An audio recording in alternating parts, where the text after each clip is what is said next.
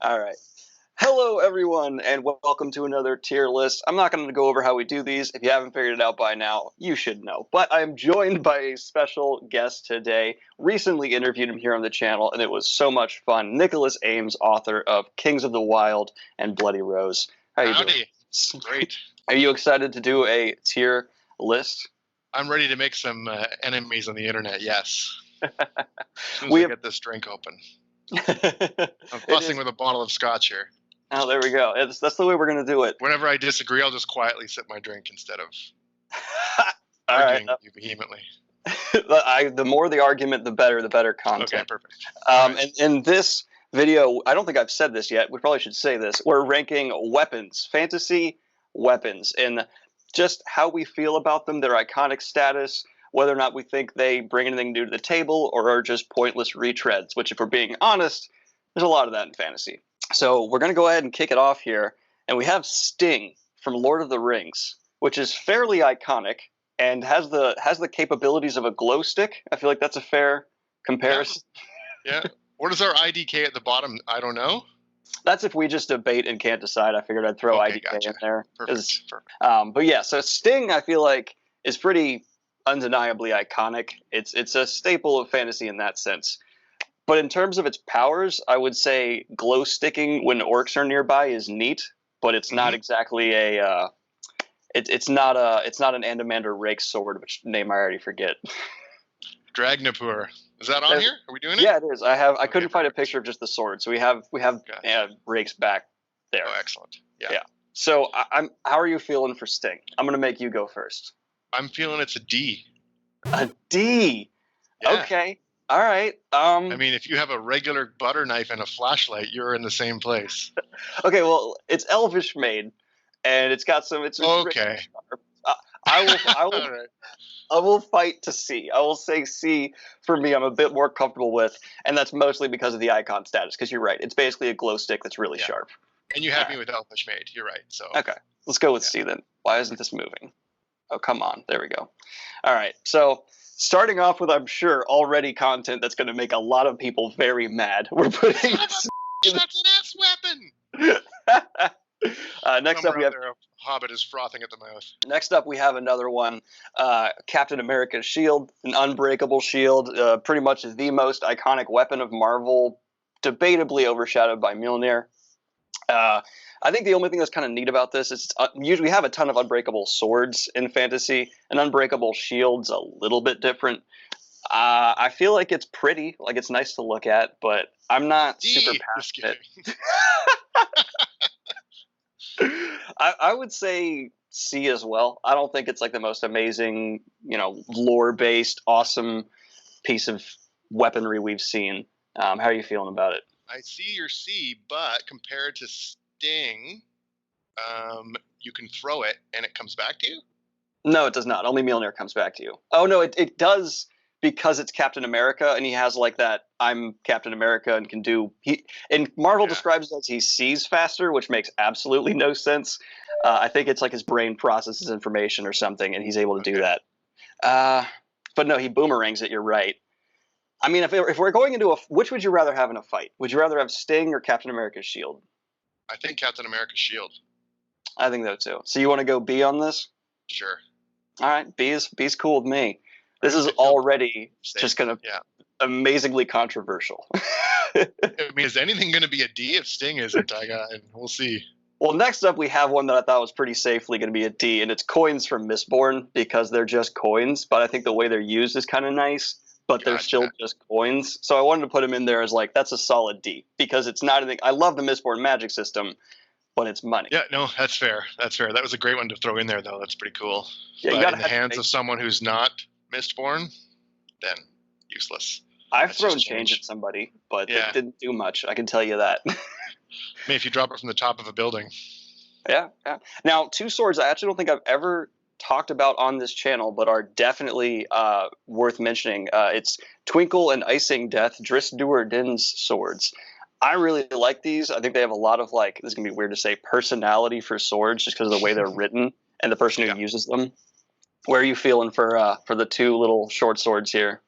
I probably have to say A, because all right. I did a little research on some of these, and I mean I think they're defensive. I got a feeling they're like one's a frost weapon, icing death. I agree. Like I think in terms of swords that are not super magical, like they're not over the top. Again, like Rake for the point of reference or Kalendor. I can't think of just regular-ish swords that are on that level. Now, Andamander Rake, I think this was a good to include because it's just safe S tier. I think there's so many cool capabilities that come with say its name again. Dragnapur. I was pronouncing that wrong for a long time. Well, what do you say? Dragnapur? I was saying Dragnapur, like a cat. I mean, it literally radiates fear. That's a cool sword. That's awesome right there. So this is what I'm pretty sure we're going to disagree on. We have Roland's guns. And when you send me your list of possible inclusions, next to Roland's guns, you just put regular guns, question mark. I think it's important to include how they're used. And in the hands of Roland, these are maybe like the most badass guns in fantasy, in my opinion, because he doesn't miss. He has the anti-stormtrooper aim. Just because of how they're used, I'm feeling like solid B tier here. But if you're going to say how it's used matters, then those coins should be higher too. Okay, but the coins are just they shoot. Okay. All right, I see what you're saying. So I haven't read the Dark Tower. Do the guns have any magical properties whatsoever? They're old guns that shoot a hell of a slug, and they kill pretty well. It's a good point.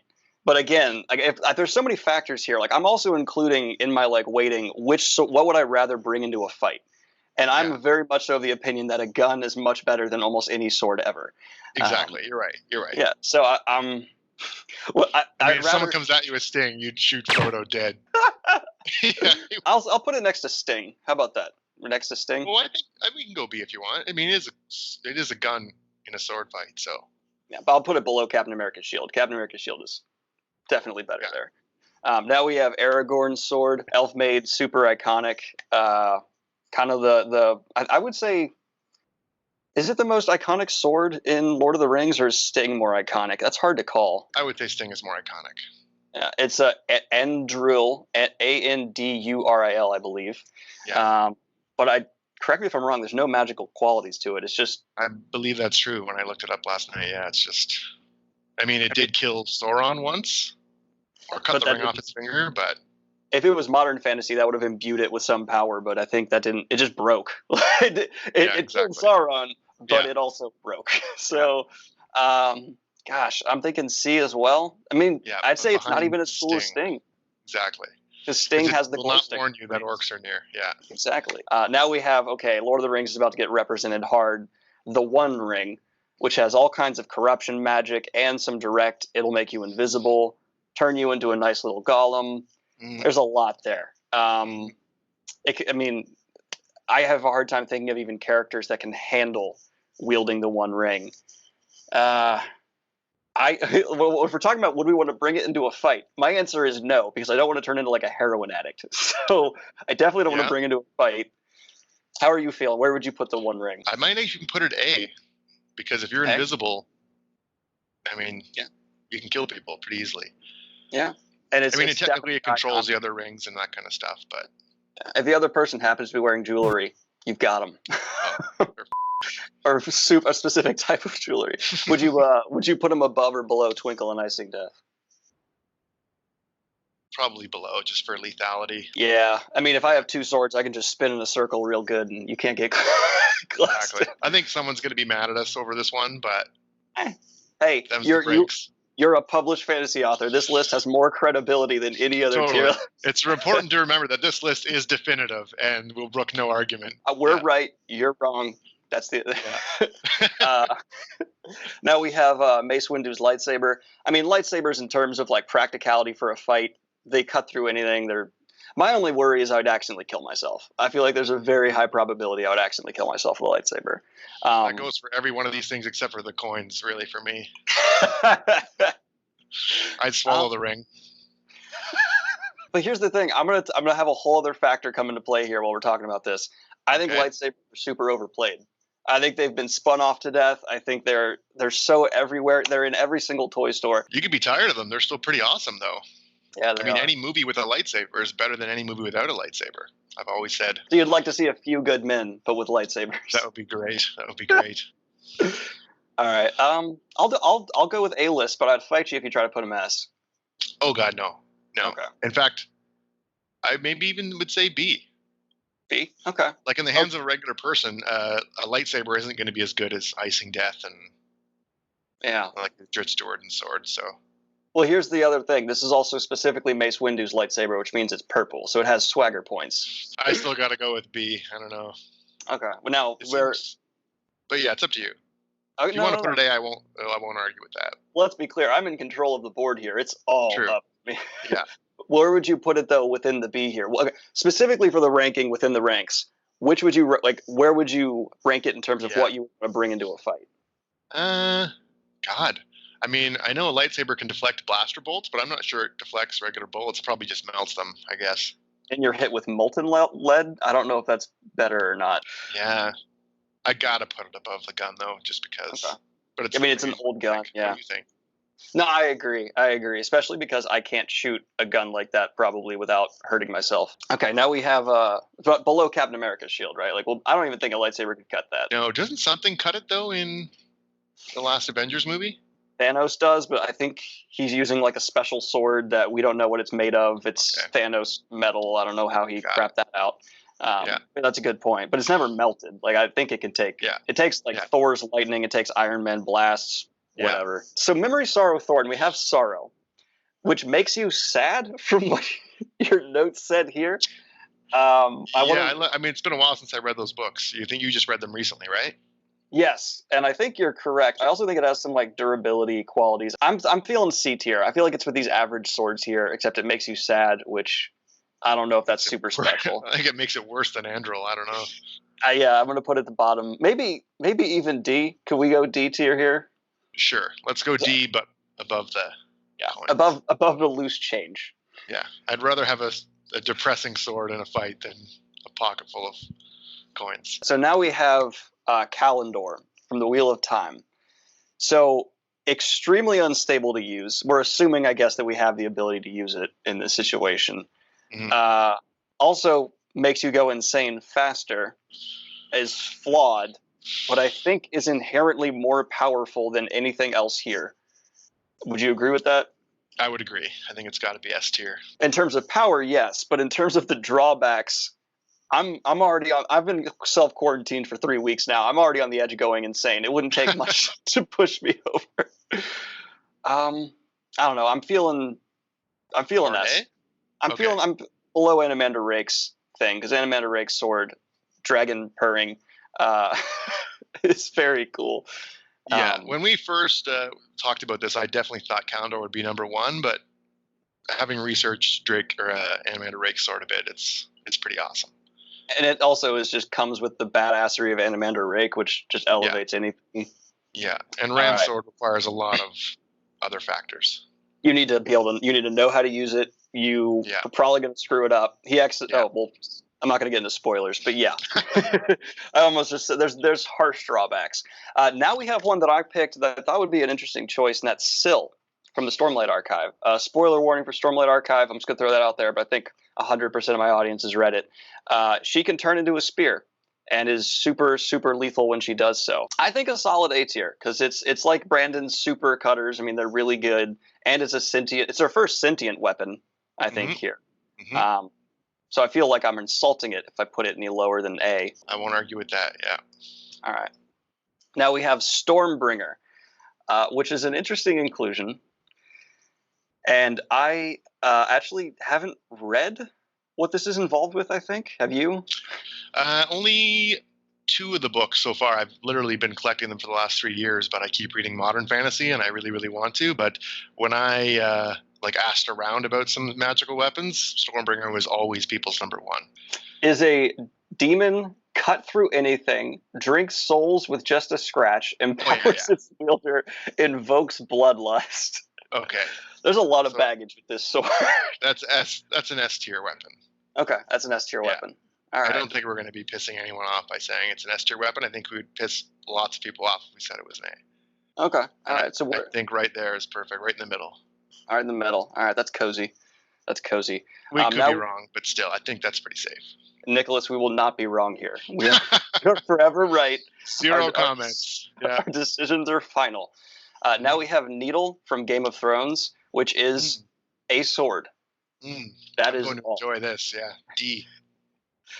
I would put it above the "it makes you sad" sword, because there's just a sword that makes you need antidepressants, and I'd rather have a regular sword than a sword that makes me sad. I suppose Sorrow's got better reach, but you can have this one. Go for it. Oh, you're right. It does have better reach. Okay, I'll do that. That's fine. I mean, the news makes me sad. I'm sure a sword can do much worse. I'll just pick it up and be like, yeah, this checks out. All right, now we have Shannara, the Sword of Shannara. You see the truth about yourself. For me, that immediately makes it the lowest of the low. I don't need to know that. I don't know what your thoughts are. S-class. I am incredible. Just kidding. Yeah, no, you're right. It's pretty useless. Well, it is a sword, so I don't know if I'd put it... I don't want to have an existential crisis going into a fight, and I feel like that's what this sword would give me. I feel like it's D, but the top of the D list, because it doesn't make you sad. It's got reach. Yeah. And at least you'll die knowing...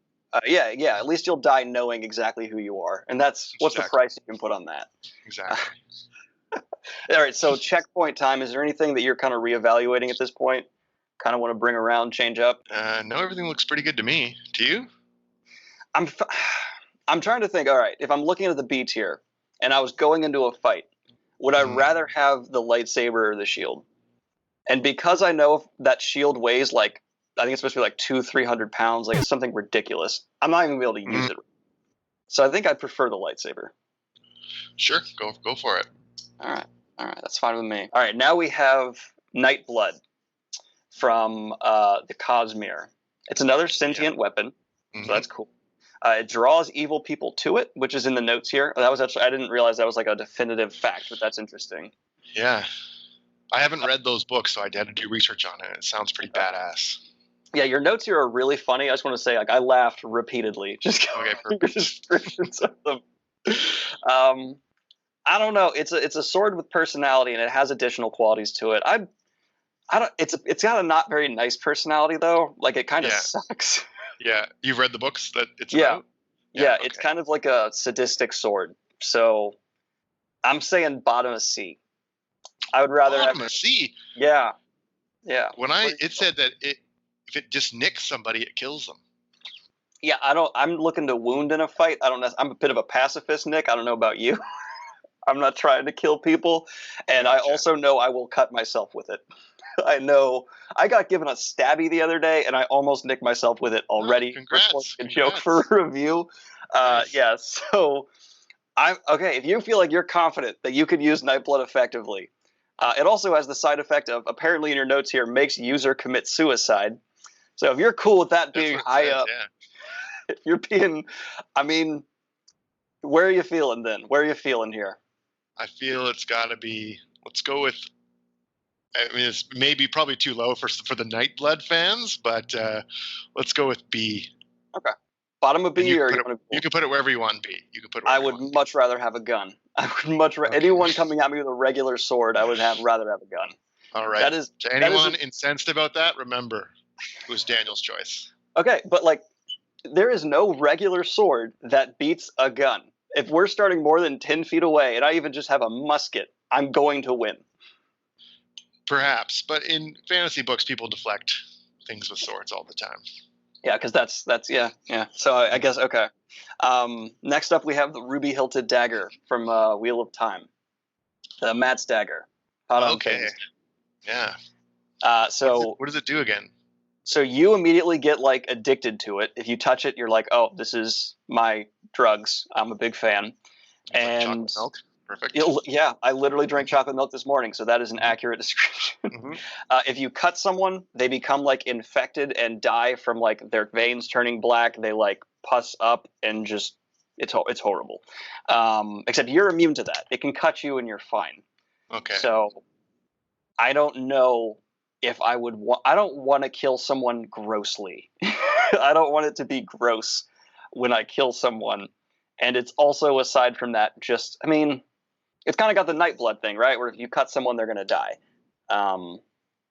I mean, it's very similar to Nightblood in that sense, where except it doesn't have a personality. It has a lot stronger drawbacks. How do you feel about Top of Sea? Yeah, I guess I'd rather have that than Sting, because I'm not going to get a good cut on someone. I'm probably going to nick them at best, and I want to like seal that. And unless you're fighting orcs. Well, isn't Sting like the size of a stabby? Like in like a human's hands, it's really small, right? Yeah, I would say so. Yeah. Because I mean, the hobbits in the movies were even bigger than they were in the Lord of the Rings books, so they increased everything. But like actually in the books, Sting is tiny. Yeah. All right. Now we have, excuse me, we have our first law entry here, and that is the Father of Swords. And from the notes you sent me, I love this. It's a really long sword, and that is right. It's also going to be completely useless for me. I can't pick it up. I could promise you that. At least not in like a reasonable way. Don't we have to assume that you can use it though, or no? Fair. So I've put on 20 pounds of muscle. It's what we're assuming for this fight. Yeah. Where are you feeling? Where are you feeling a big sword? I feel second in C. But what do you think? Second in C? I agree with that. I'd rather have it than Sting. But if I have the knife, what I'm going to do is throw it immediately and just hope it nicks the person, and that's better. So I feel like... Yeah, that's a close one, because obviously if you have a really long sword, you're going to murder somebody with a knife, probably. But yeah, that's good. Next up, we have Excalibur. Excalibur is... it's just a really overhyped sword. I'm sorry. It's in a stone. Someone... Oh, no, it's not. The Lady of the Lake gives it to him after he gives her the sword in the stone, right? Yeah. Really? I thought it was the sword in the stone. But I could be wrong. No. I think it's... Yeah, he gets the sword in the stone, then he takes Excalibur from the Lady in the Lake. I think. You've got the sword, but it's not the real sword. Please turn it into the Lady in the Lake. For the upgrade, she'll upgrade it for you. I'm feeling bottom of C. It's just a picky sword that, or no, that's sword. No. Is it? I need to look it up. I'm going to interrupt everything here. No, I think bottom of C is fair, because I mean, I think I read that it maybe has some magical powers, but I'm not aware of them at the moment. And ultimately, it's just going to make you the king of England, which is a lot of responsibility that I don't need personally. Okay, they are sometimes said to be the same weapons, but in most variations, they are considered separate. So that's why we're getting conflicting things. It's a sword with an identity crisis, Nicholas, and I don't even. That's just insane. Bottom of C. Ooh, are we putting it above Sorrow? Yeah, I guess so. It doesn't make you sad. It doesn't make you sad. Yeah. I think it's a good sword. It's just a picky good sword. All right, so we have our list, and now it's tradition to go through and decide if we want to change anything up. The One Ring seems like a tiny bit out of place. Mm-hmm. Being a ring, It does. And if I'm walking into a fight with just that, I'm going to be invisible. But what can I really do? Not a whole lot. Yeah. I guess I could run away really good, which is probably what I'm going to try anyway. Yeah. I mean, it sure as hell doesn't help Frodo or Bilbo be any better except for being invisible, so. Yeah. And it makes Frodo be a jerk to Sam, who does not deserve that. Exactly. It's weird, right? It's like an odd thing to have. Yeah. It's very, very circumstantial. If you've also doled out the other rings, sure, it's more powerful, but otherwise you're just going to be friendless, and somebody without friends has no hope at all. Yeah. And after the fight, it's such a problem. Like if you survive the fight with the One Ring, now you're screwed. Yeah. you are totally screwed. All right. Where are you feeling? You can move it. I won't. I just want to see where you put it. This might be like the largest drop in like tier list video history. All right. Well, we also have to wait like iconic status, right? Like that brings it back up. Does iconic status help for this? I don't know. We did not clearly define it. Yeah, it can bring it back up for sure, and let's not forget, if you're invisible, I mean, you could have a pen and you could kill somebody with Dragnapur if they can't see you. That's very true. All right, then I'm happy with it. I'm good to leave it there if you're good to leave it there. Okay. You're good with that? We'll see what your audience thinks. All right, now I have to do this to you because this is over, and I want to know, where would you put Slow Hand Shield? Ooh, yeah. I thought a few of my weapons, but like I mean, the coolest weapon I've got is one that just cuts right through anything, and most of these weapons do upon research. So Yeah. whoop-de-doo. Turns out I'm not very creative after all. Slow hand shield, I would put it in C between Sting and what's in front of it? The Father of Swords? Yeah, I'd put it between those two. Yeah. Okay. Only because it's really, really like durable, can be used as a weapon, and yeah, never That's underestimate a shield. See, for the same logic, because I think we slowly evolved just valuing how good the weapon is in a fight more than anything here. I'm actually going to put it just above Captain America's shield. What? Here's my logic. Hear me Okay. out.